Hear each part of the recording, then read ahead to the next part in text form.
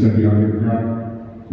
Hingga batas waktu pengembalian berkas dan pendaftaran bakal calon kepala daerah pada Pilkada 2024, DPD Partai Gerindra Aceh telah menerima sebanyak 60 bacalon yang akan berlaga pada kontestasi Pilkada pada November mendatang. Dari 60 bacalon, 3 diantaranya merupakan perempuan dan salah satunya merupakan bacalon yang berasal dari kalangan akademisi.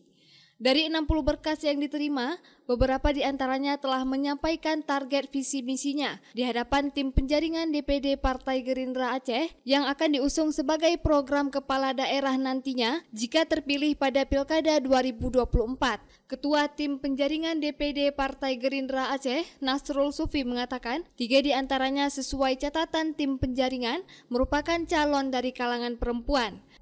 Disinggung masalah posisi, Fadlullah yang merupakan Ketua DPD Gerindra Aceh, Nasrul Sufi mengatakan ada 2 peluang tingkatan yang dimiliki Ketua DPD Gerindra Aceh, namun hingga kini pihaknya masih menunggu hasil keputusan dari DPP. Kita sudah menerima pendaftaran di seluruh kabupaten kota mencapai 60 peserta di seluruh Aceh, baik untuk wali kota atau untuk bupati, sekaligus tadi juga ada yang mendaftar sebagai calon wakil gubernur Aceh.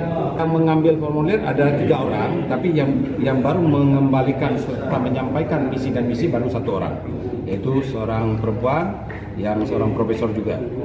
Rencana akan disanding dengan siapa nanti?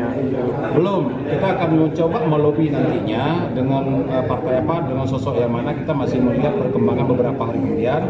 Mungkin ada beberapa partai yang sudah menampilkan calonnya, tapi wakilnya belum ada. Kita akan mencoba menawarkan kepada teman-teman, mungkin ada yang cocok, nanti akan kita coba follow up bagaimana selanjutnya.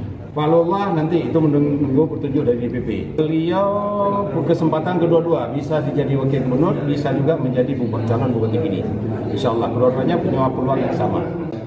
Untuk bakal kepala daerah, saat ini pihaknya akan melihat sosok bakal calon yang potensi untuk berkoalisi. Pihaknya juga akan melihat bakal calon kepala daerah yang akan diusung nantinya yang memiliki program yang sejalan dengan program pemerintahan ke depan, seperti program Indonesia Emas, penguatan dunia pendidikan, sains, teknologi, dan digitalisasi.